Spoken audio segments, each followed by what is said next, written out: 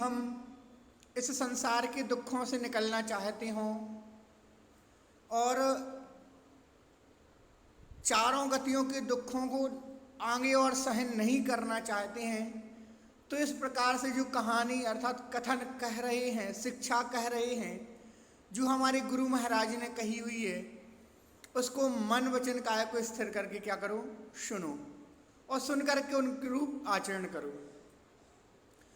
उसके बाद कल हमने निगूढ़ पर्याय के दुखों के बारे में सुना था कि किस प्रकार से निगूढ़ पर्याय के बारे में बतलाया गया है कि एक निगोदिया जीव के लिए कितने बार जन्म और मरण करना पड़ता है और कितने समय तक उसको उस पर्याय में रहना पड़ता है।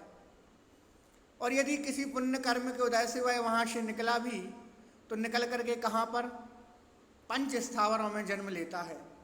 पृथ्वी कायक, जल कायक, अग्नि कायक, वायु कायक और वनस्पति कायक, इन निम्न प्रकार के स्थावरों में जन्म लेता है। इस प्रकार से कल का हमने सारा वर्णन पढ़ा हुआ था। आइए आज की कक्षा को हम आगे बढ़ाते हैं। उसके पूर्व कल का पढ़ा हुआ थोड़ा सा रिवीजन, जो आप लोगों ने अध्ययन किया या नहीं किया, तो ये आपका परीक्षण स्वयं से ही बताइए किस किस ने स्वयं से अध्ययन किया हुआ है और थोड़ी बहुत तैयारी की हुई है, पढ़ा है घर में एक बार, या फिर मैंने एक बार वीडियो डाली तो उसको सुना है, क्या किया? जो चाहो अपना कल्याण, मोह महा मत पियो अनादि, भूल आपको पर मत वादी। भैया जी, इसका अर्थ है कि जो गुरुओं ने उपदेश दिया है उसको हम भव्य जीव को अपने मन को स्थिर करके सुनना है, जो भव्य जीव अपना कल्याण चाहते हों और जो महामदिरा रूपी मोह अपन अनंत काल से पीते आ रहे हैं और जिसको पीकर हम अपनी आत्मा को भूलकर व्यर्थ भटक रहे हैं। ठीक, बहुत बढ़िया। रमण की है बहु कथा, मैं कह चुका हूँ कहीं मुनि यथा, काल अनंत निगोद मजार, बीत्यो एक इंद्रिय तनधार। इस जीव की संसार में भटकने की कथा बहुत बड़ी है, फिर भी जैसे मुनियों ने कहा वैसा ही मैं कहता हूँ। इस जीव ने निगोद पर्याय में एक केंद्रीय शरीर धारण करके अनंत काल बिताया है। ठीक। एक श्वास में 8-10 बार जन्मो भर्यो दुख बार, विकसी भूमि जल पावक भयो, पवन प्रत्येक वनस्पति थयो। इसमें ये बताया गया है कि निगोद में जो जीव होता है वो एक श्वास में 18 बार जन्म लेता है और 18 बार ही मरण को प्राप्त होता है। और फिर इसमें बताया गया है कि जो यहाँ पर बहुत दुख है और इन दुखों को सहता हुआ वो निकलकर पृथ्वी कायिक, जल कायिक, अग्नि कायिक, वायु कायिक और प्रत्येक वनस्पति कायिक, ऐसे 5 तरह के एकेंद्रीय स्थावर जीव होता है। ठीक, बढ़िया। आइए आगे के छंदों को पढ़ते हैं हम। सभी लोग अपनी जिनवाणी खोलें। जिनवाणी में शहडाला जी प्रथम ढाल निकाल लेंगे।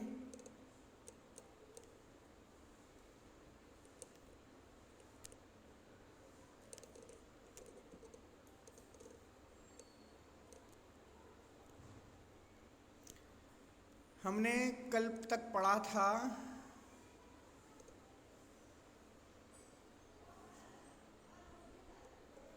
चार ही छंद पढ़े थे हमने, है ना। आज पढ़ते हैं छंद क्रमांक 5। आइए पढ़ते हैं। दुर्लभ लही ज्यों चिंतामणि, त्यों पर आए लही त्रस तणी, लट पीपीली अली आदि शरीर, धर धर मर्यो सही बहु पीर। बोलें सभी साथ में बोलेंगे एक बार। दुर्लभ लही ज्यों चिंतामणि, चिंतामणि, त्यों पर आए लही त्रस तणी, लट पिपील अली आदि शरीर, धर धर मर्यो सही बहु पीर। देखिए यहाँ पर क्या कह रहे हैं, त्रियंच गति में त्रस पर्याय की दुर्लभता, उसके दुख कि जो त्रियंच पर्याय में हैं वहां पर क्या दुर्लभ है और उसके दुख कौन कौन से हैं, यहाँ पर वो हमें यहाँ पर बतलाने वाले हैं।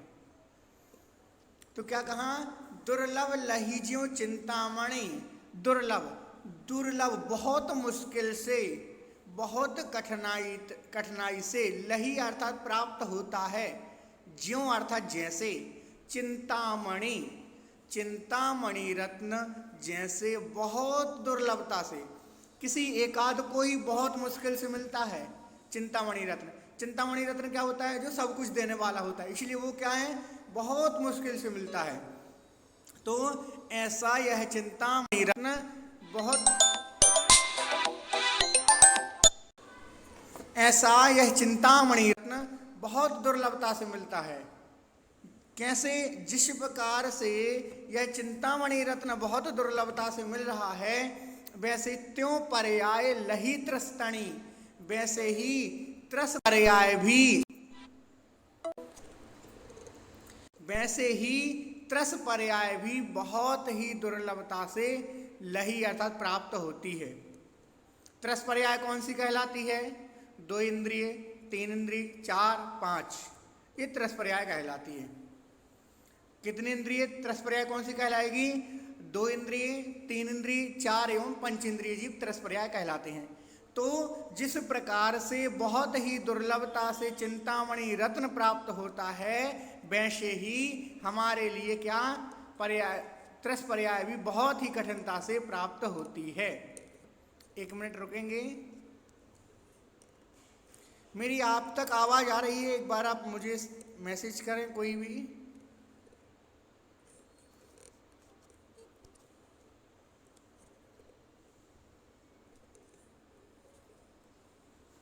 ओके, ठीक, चलिए।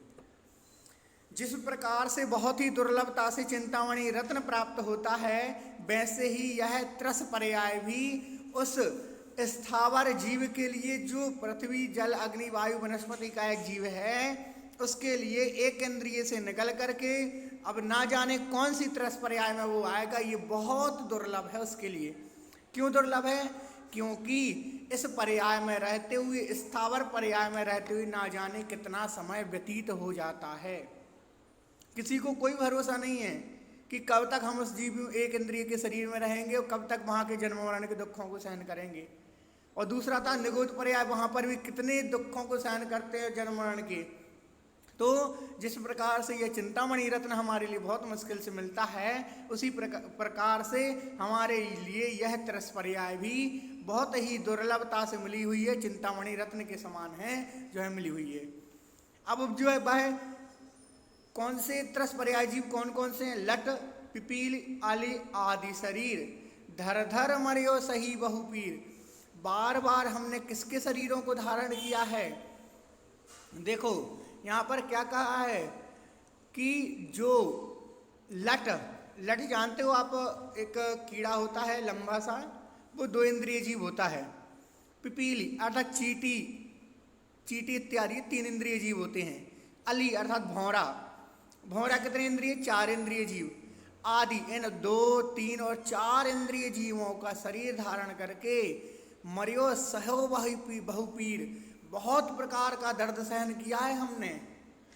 कब कब किया, 2 इंद्रिय बना, कभी चींटी बन गया, चींटी बन गए हैं, यहाँ वहाँ सब मूर्छन जन्म हो रहा है, ना जाने कहाँ जन्म हो जाता है और कैसे मृत्यु हो जाती है, कोई भरोसा नहीं है। लट बन गए, किसी फल सब्जी के जीव बन गए, वहाँ पर जन्म लिया, वहाँ पर रहते हुए ना जाने कैसे किस प्रकार से मरण को प्राप्त हुए, किस प्रकार से जन्म लिया, बार बार वहीं पर्यायों में जन्म लिया। कभी चींटी बने, कभी भौरा भी बन गए, मच्छर बन गए, मक्खी बन गए। उड़ने वाले जीव 4 इंद्रिय जीव कहलाते हैं।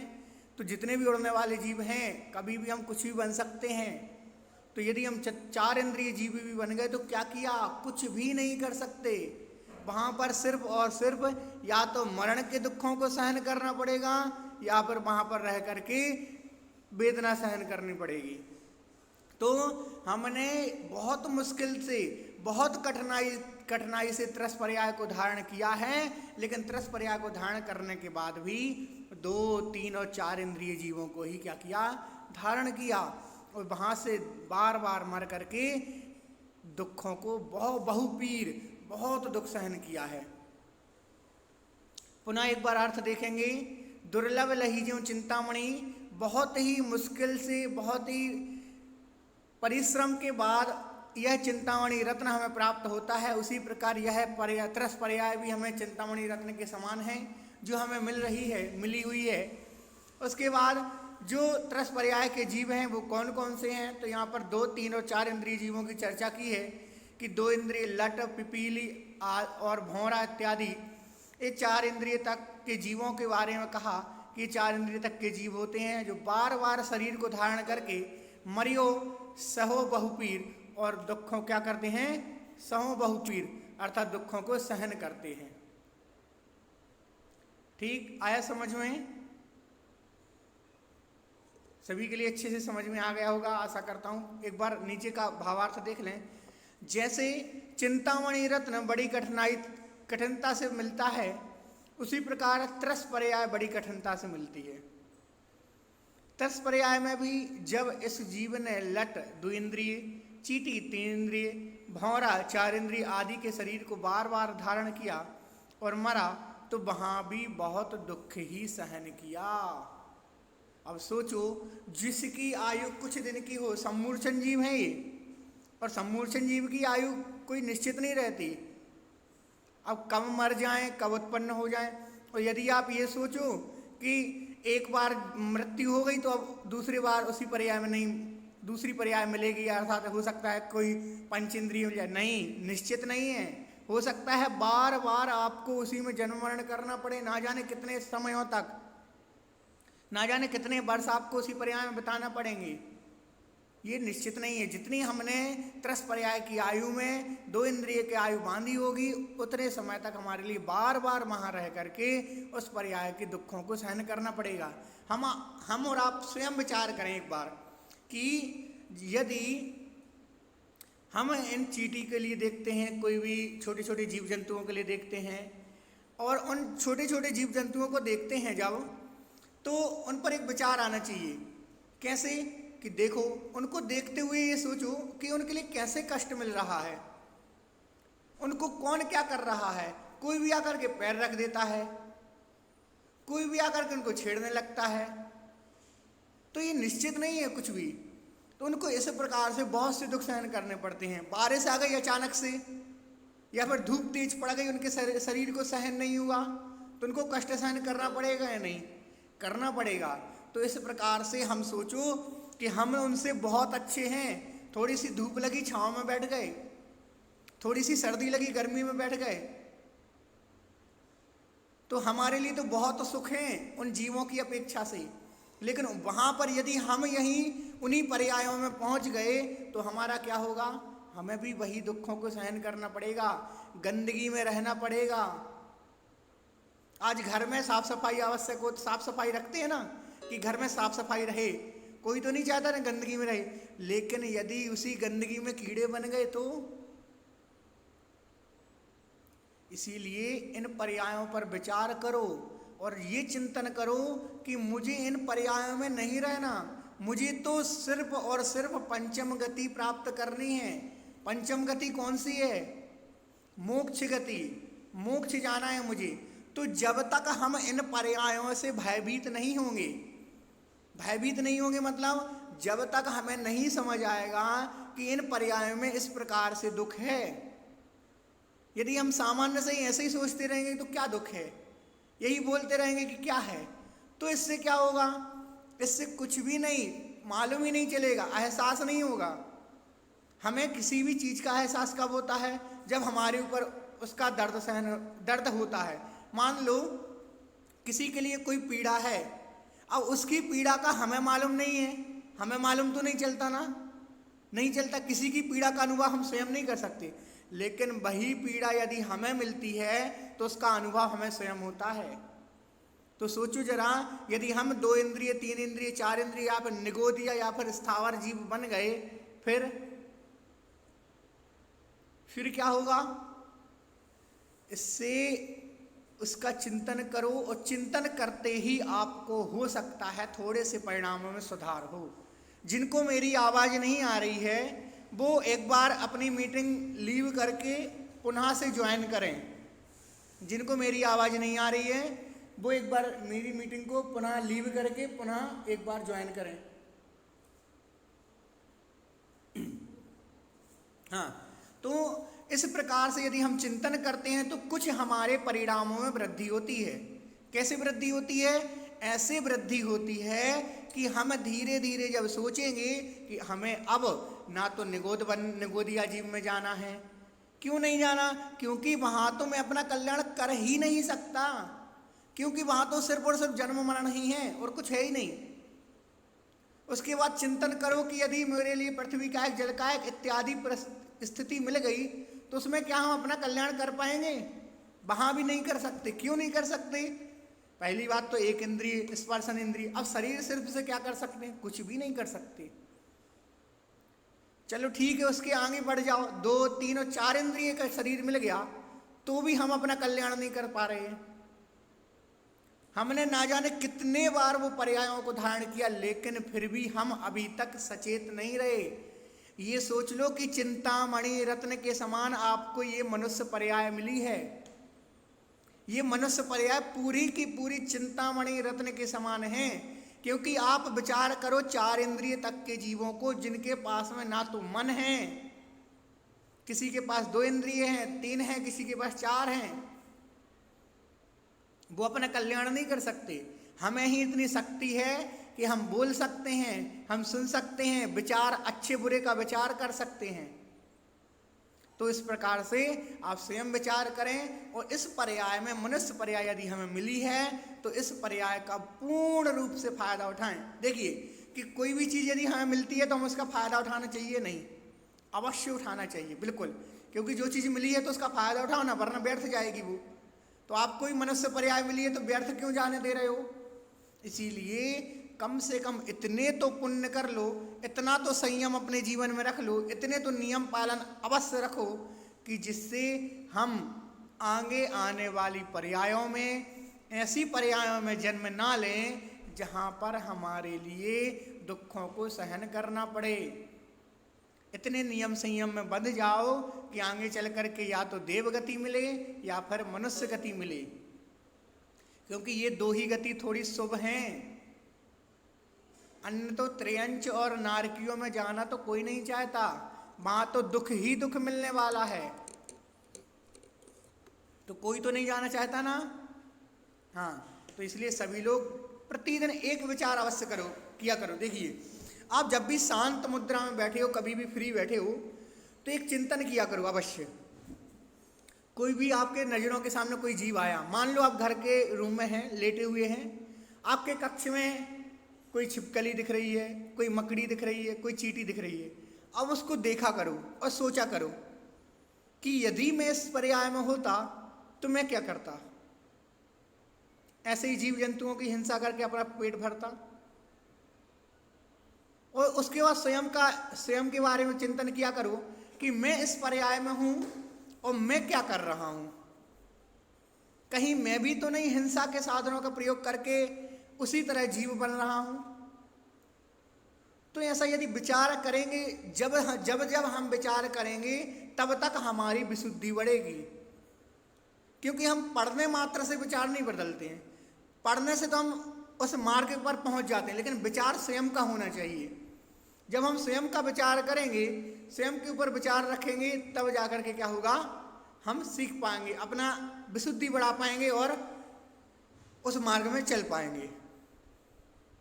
ठीक, चलिए, बहुत अधिक हो गया विषय। ठीक, आइए आगे बढ़ते हैं। एक बार पुनः पूछता हूँ, यदि किसी के लिए उस छंद से संबंधित कोई परेशानी हो, जिज्ञासा हो, तो एक बार आप हैंड रेस करें।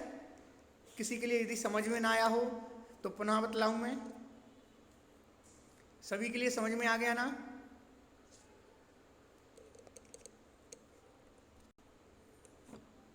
इस प्रकार से हमने त्रियंच गति में त्रस पर्याय की दुर्लभता, उसके दुख पड़े। अभी ये कौन सा वर्णन चल रहा है? त्रियंच गति का वर्णन चल रहा है, और उसमें भी किसका? त्रस पर्याय का। तो आइए आगे बढ़ते हैं। त्रियंच गति में असैनी और सैनी पंचेंद्रियों के दुख, किसके?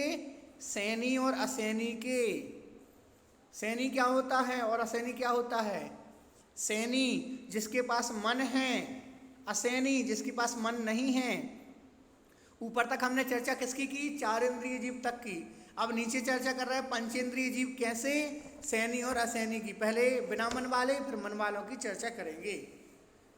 कबहु पंचेंद्रिय पशु भयो, मन बिन निपट अज्ञानी थयो। सिंहादिक सैनी है क्रूर, निबल पशु हति खाए भूर। सभी बोलेंगे एक बार। कबहु पंचेंद्रिय पशु भयो, मन बिन निपट अज्ञानी थयो। सिंहादिक सैनी है क्रूर, निबल पशु हति खाए भूर। कबहु कभी, कभी पंचेंद्रिय पशु भयो। अब चार इंद्रिय के बाद अब आ गए कौन सी इंद्रिय में? पांच इंद्रिय। कभी हम कौन सी इंद्रिय हुए? पंचेंद्रिय पशु हो गए। 2, 3, 4 इंद्रियों के बाद अब पंचेंद्रियों में जन्म मिला। फिर भी मन बिन निपट अज्ञानी थयो। क्या हुआ? अभी तक तो मन था, अब क्या? अब क्या हो गया? मन बिन निपट अज्ञानी थयो। अब हमारे पास पंचेंद्रिय का शरीर तो आ गया, लेकिन मन नहीं रहा। ये भी बड़ी स्थिति खराब हो गई। क्यों? क्योंकि जैसे तैसे पंचेंद्रिय का शरीर तो प्राप्त हो गया, लेकिन उसी में क्या हो गया? मन नहीं रहा। सिंहादिक सैनी है क्रूर। सिंह आदि, शेर इत्यादि सिंह आदियों के द्वारा सैनी, जो सैनी हैं क्रूर। वो कैसे होते? क्रूर होते हैं। उनके द्वारा निवल पशु हति खाए भूर। निवल अर्थात अपने से कमजोर, मतलब वह जीव अपने से कमजोर पशुओं के लिए हरण करके, हति अर्थात मार करके, खाए भूर अर्थात बहुत बार खाते हैं, अर्थात उनका भक्षण करते हैं, उनकी हिंसा करते हैं, शिकार करते हैं।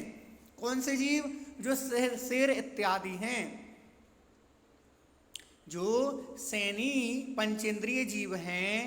देखिए, कोई कोई जीव सैनी होते हैं पंचेंद्रिय जीव, कोई असैनी होते हैं। तो शेर इत्यादि सैनी होते हैं। तो जो शेर इत्यादि हैं, ये जीव क्या करते हैं? जो बिना मन वाले जीव हैं, या फिर जो शेर इत्यादि से निर्बल हैं, कमजोर हैं, तो शेर इत्यादि बड़े बड़े जानवर अपने से कमजोर जीवों के लिए क्या करते हैं? निवल पशु हति खाए भूर, अपने से कमजोर पशुओं के लिए हति अर्थात हरण करके, खाए भूर अर्थात खाते हैं, भक्षण करते हैं, हर भूर अर्थात बहुत बार बार। पुनः देखें एक बार। कबहु पंचेंद्रिय पशु भयो, अर्थात हम 2, 3, 4 इंद्रियों के बाद एक बार कभी कैसे भी पुण्य के उदय से पंचेंद्रिय के त्रियंच में पशु जीव हुए। उसके बाद मन बिन निपट अज्ञानी थयो। फिर भी वहाँ पर यदि हम पंचेंद्रिय हो भी गए तो जन्म कहाँ मिला? असैनी में, अर्थात बिना मन के रहे। वहाँ पर मन बिन निपट अज्ञानी थयो, वहाँ पर मन से रहत अज्ञानी हुए। और जब मन से रहत अज्ञानी हुए तो किसी चीज का ज्ञान नहीं था, विवेक नहीं था। तो सिंहादिक सैनी है क्रूर। और भी स्थिति बता रहे हैं कि वहां पर किस प्रकार के दुख मिलते हैं कि यदि हम कमजोर हुए, कमजोर जीव बने, तो क्या होगा? वहां पर शेर इत्यादियों के द्वारा, भारी जानवर, बड़े बड़े क्रूर जानवरों के द्वारा निवल कमजोर पशुओं को बार बार खाया जाएगा, बार बार भक्षण किया जाएगा। इसलिए ये इस प्रकार से वहां के दुख कहे कि वहां के बड़े बड़े जो सैनी जीव हैं क्रूर जीव हैं, वह अपने से निर्बल कमजोर जीवों के लिए क्या करते हैं, भक्षण करते हैं, उनका शिकार करते हैं। ठीक आया समझ में? एक बार अर्थ देख लें। इस जीव को नरक की, सॉरी यहां पे आएगा इसका अर्थ,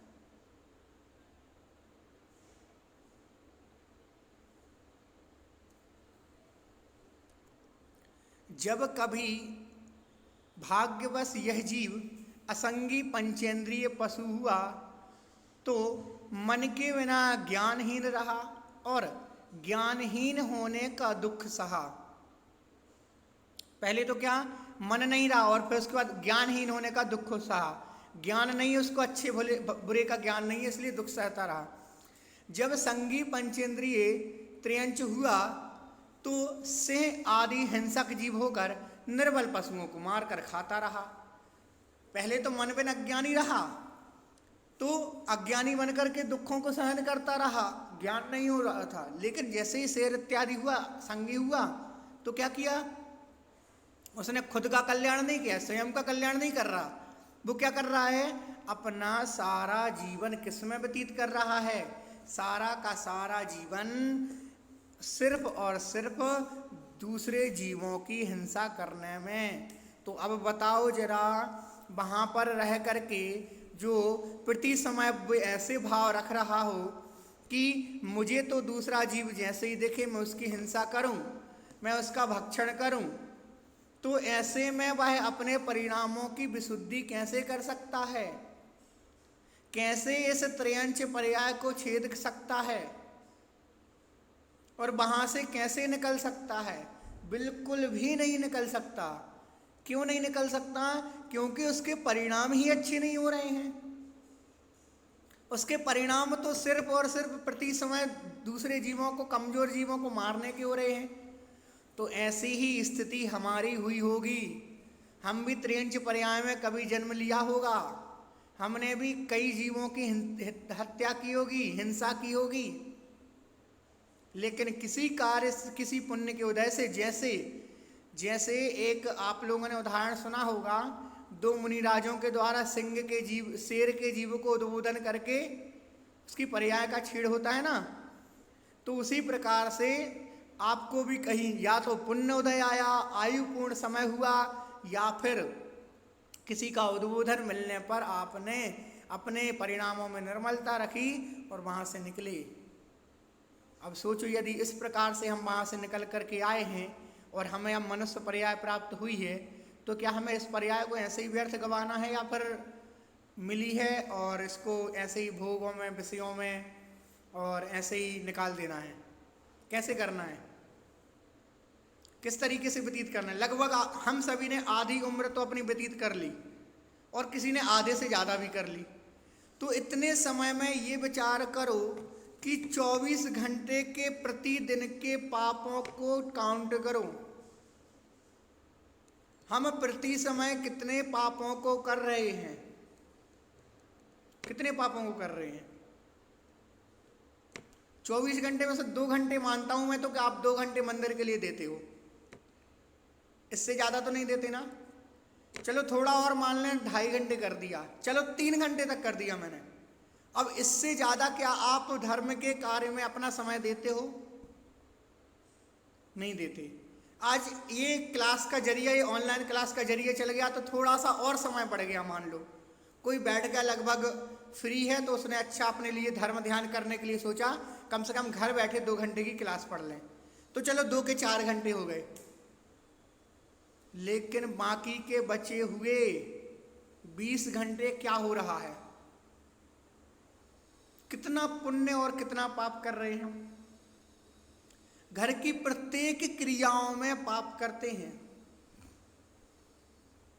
और कहां 4 घंटे का पुण्य और कहां 20 घंटे का पाप, रख दो एक तराजू पे। इसीलिए प्रति समय ऐसा, हम मानते हैं हम ग्रस्त हैं, हम नहीं छोड़ सकते पाप, परंतु कुछ ऐसी चीजें होती हैं कि हम ग्रस्त में रह करके भी कुछ चीजों पर विचार करके पुण्य संचय कर सकते हैं। कैसे कर सकते हैं? तो अभी अपने पास टाइम है, मैं आज आगे बाद में पढ़ाऊंगा, पहले आपके लिए ये चीज़ बता रहा हूँ। कैसे कर सकते हैं? हमने घर की क्रियाकलाप किए, हमने घर के कार्य में पानी का जितना उपयोग किया, उस वक्त आपकी भावना थी कि मुझे पानी छान करके उपयोग करना है। आपकी भावनाओं में जितने समय तक आपने छने हुए पानी का उपयोग किया, उस समय आपको पुण्य का संचय हुआ। दिन भर में कितने बार पानी यूज करते हैं? 10 बार, 15 बार, 20 बार करते हैं ना। उस वक्त ये विचार करो कि मुझे पानी छना हुआ उपयोग ही करना है। उससे कितने सारे जीवों की हिंसा से बच गए आप। अब जो इतना पाप लगना था, दिन भर में 10 से 15 बार जो पानी बिना छना हुआ उपयोग करना था, उसमें होने वाली हिंसा के पाप से तो आप बचे ही, साथ में आपकी भावनाओं का पुण्य आपके साथ में जुड़ गया। जुड़ा या नहीं जुड़ा ना? देखो, एक बूंद में कितने जीव होते हैं? 36,450। अब ऐसे दिन भर में लगभग 1 बाल्टी पानी भी हमने व्यर्थ गवा दिया बिना छना हुआ, तो कितने सारे जीवों की हमने हिंसा कर दी। और वही पानी यदि हमने छान करके उपयोग किया तो कितने सारे जीवों की हिंसा से बच गए। कितना पाप आ रहा था हमारे अंदर। अब सोचो, 1 बाल्टी के जीवों की हिंसा से आज के दिन तो हम बचे। चलो, मैं तो ये कहता हूं आपसे कि आपसे प्रतिदिन नहीं हो रहा है, माना नहीं हो पा रहा है, किसी कारण से नहीं हो पा रहा है, लेकिन कम से कम हफ्ते में 1 दिन, अष्टमी चतुर्दशी के दिन, तो ये नियम ले लो कि आज के दिन मैं कपड़े नहीं धोऊंगा। आज धोना ही नहीं, अष्टमी है, नहीं धोना मुझे कपड़े। मतलब रेगुलर जो चीज़ होती है वो बात छोड़ करके, लेकिन उसमें भी क्या करेंगे? या तो साबुन सोडा का उपयोग नहीं करेंगे, या फिर उपयोग करेंगे तो छने हुए पानी का उपयोग करेंगे। ये भी नियम आप ले सकते हैं। इससे क्या होगा? इससे कम से कम महीने के 4 दिन तो हम पुण्य संचय कर सकते हैं, कुछ पापों से तो बच सकते हैं ना, यदि आपसे हम बचना चाहते हैं तो। दूसरा कारण क्या है?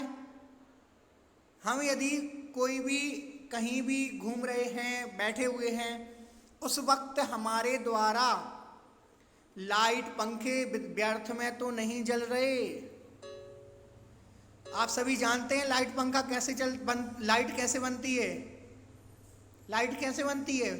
पानी को कहाँ गिराते हैं? टरबाइन पर गिरता है पानी, और पानी गिरता है तो कैसे मछलियां टुकड़े टुकड़े छिन्न भिन्न हो जाती हैं, और वो पानी छान करके नहीं डाल रहे हैं। और जब आपको बिजली मिल रही है, वहां भी कितने जीवों की हिंसा। आपने 5 मिनट यदि व्यर्थ में पंखा लाइट चालू करके रखी घर में, तो उससे क्या होगा? 5 मिनट में 5 मिनट की बिजली बनाने में जितने जीवों की हिंसा होती है, उसका पाप आपके खाते में जाएगा। तो जिसको नहीं चाहिए पाप, वो व्यर्थ में लाइट पंखा नहीं चालू करेगा। हम रूम से बाहर निकले, हमारा कर्तव्य हम लाइट पंखा बंद करके ही बाहर निकलें। उससे आपका भी फायदा है, घर की बिजली बचेगी थोड़ी बहुत, है ना। महीने भर में कुछ तो बच जाएगी ना। यदि 5-5 मिनट भी डेली किया ना, तो 30 दिन तक बहुत सारी बिजली बच जाएगी। तो ऐसा अपना भी फायदा देख लेते हैं, ठीक। तो ऐसे कई कारण हैं, और भी बहुत सारे कारण हैं। फूल पत्तियां नहीं तोड़ना है व्यर्थ में।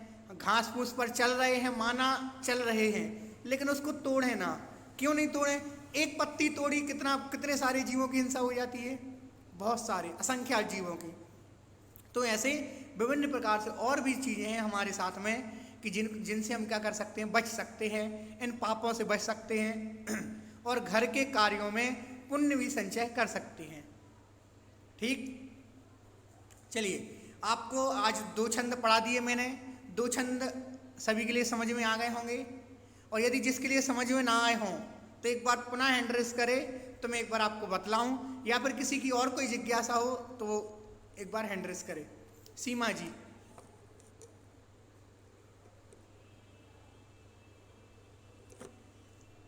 बोलिए। हाँ भैया जी, जय जिनेन्द्र। जय जिनेन्द्र जी, बोलें। हाँ भैया, आपने ये जो पढ़ाया ना छंद 6 नंबर का, जी। इसमें पहली लाइन में तो पशु को आ से नहीं बताया है, और दूसरी